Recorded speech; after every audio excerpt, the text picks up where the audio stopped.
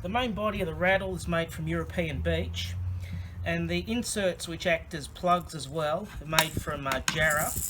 The rattle sounds, I use 2mm stainless steel ball bearings, and as with all baby products I use the Title Bond number 3 and tung oil, both of which are food safe.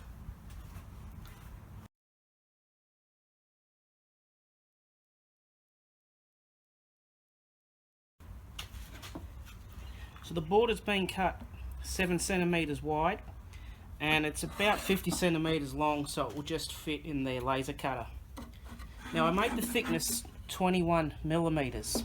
So the reason for that is I've set the blade here so the inside is 15 millimeters from the fence. Then it will make a cut that's going to be about 2.5 to 3 millimeters. Then it's going to leave another top piece that's 3 millimeters thick. So this is a fairly new blade I've got installed here, so it should cut cleanly.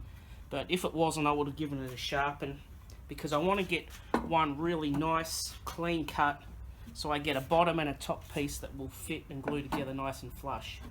No need to worry about sanding the top yet, I'll do that later.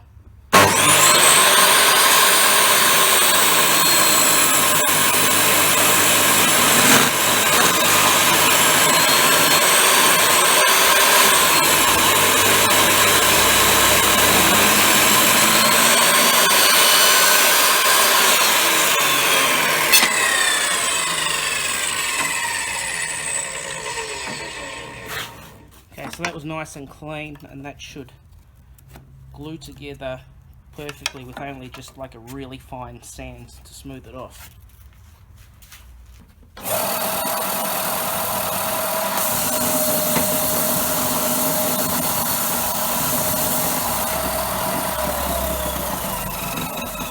So finally sand both the insides so that they will fit together with a really nice clean seam when I go to glue it.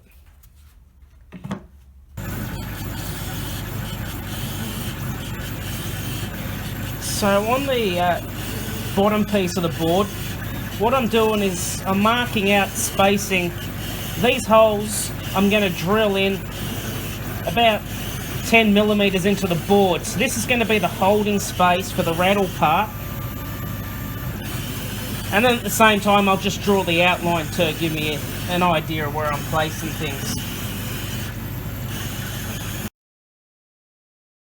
Now on the top piece I need to draw the outline of the rattle again, because I'm going to use that to cut it out with a scroll saw.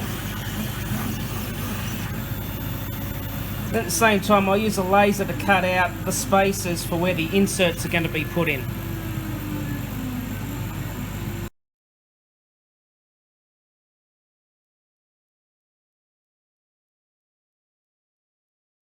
So I'm going to make these 10 millimeters deep to make space for the balls.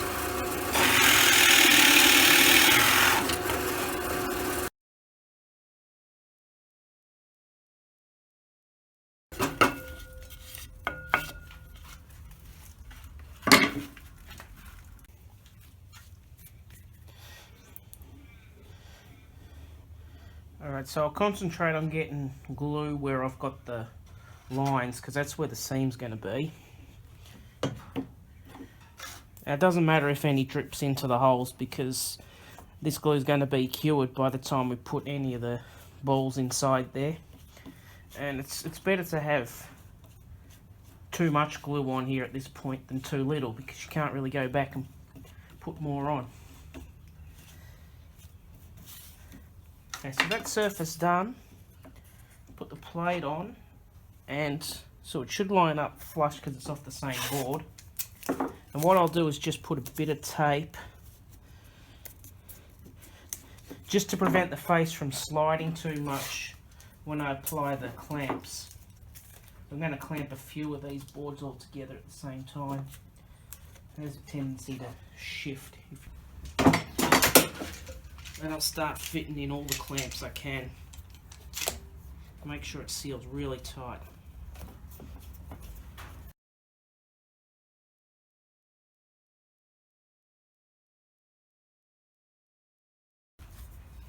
Now I want to get my bits of jarrah down to about 3mm thick.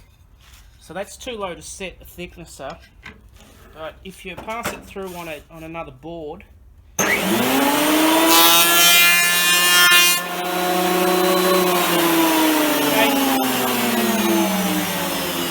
board will probably just sit there while it's still a fairly big gap, but you can just keep passing it through until you get it down to as thin as you want.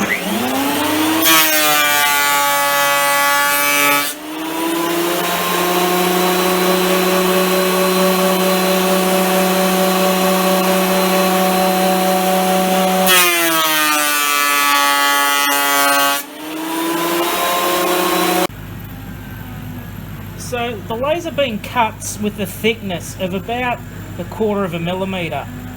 So what that means is, if I took these inserts and put them in the hole that was cut along the same line, there'd be about 1/4 mm play all the way around.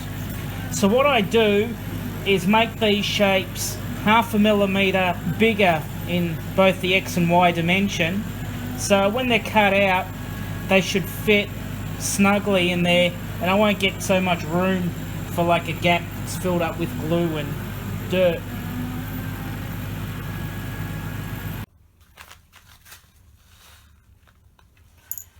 So for the ideal rattle sound, a portion of balls, one layer that's about 25mm diameter is the amount I use to fill it with.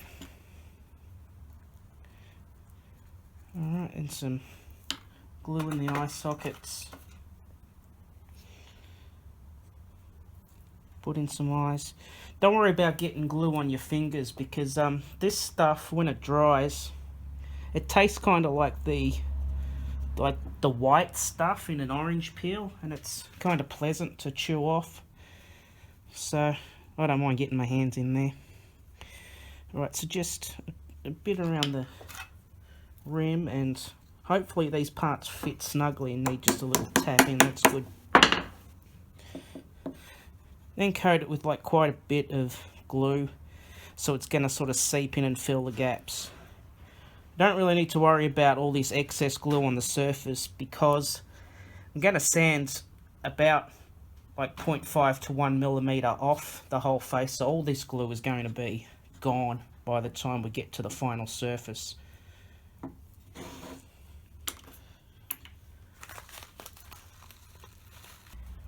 So I'll cut out the shapes with the scroll saw.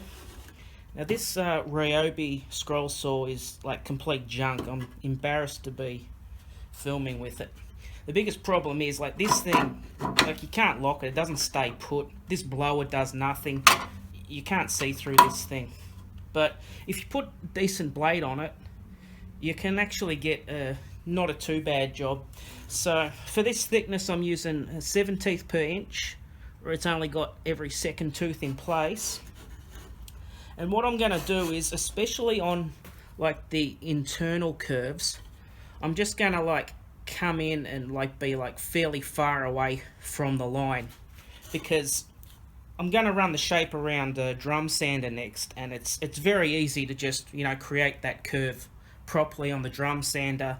But if I come in too close and get like a blade gouge in there, there's no coming back from that.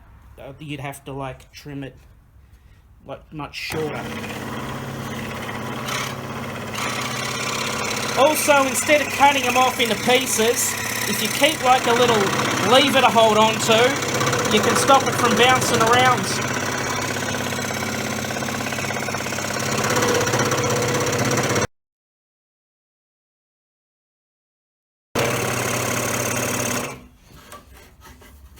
Okay, so if I had went slower, I could have like cut it out, you know, perfectly. But as I said, the drum sander's gonna do all the shaping effortlessly and quickly, so there's no point wasting time with this saw doing that.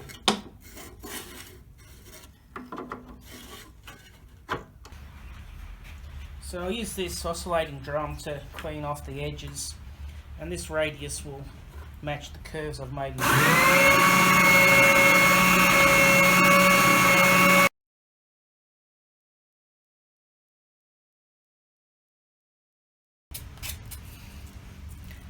And when I sand down this face, the top edge, which is mostly burnt, that'll go away and I'll get a nice flush finish.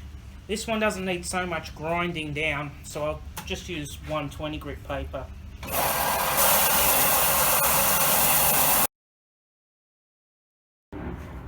These pieces are a little small to use like a guiding pin and have the guards and everything on.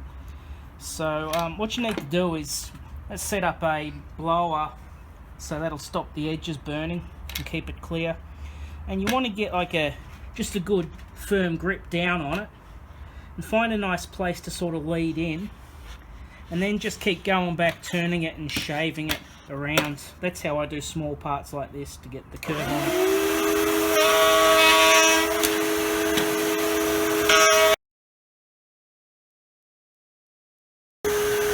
So that was fairly safe, and there's nothing in that edge that a bit of sanding won't do. So I'll do both sides, round them off 6mm.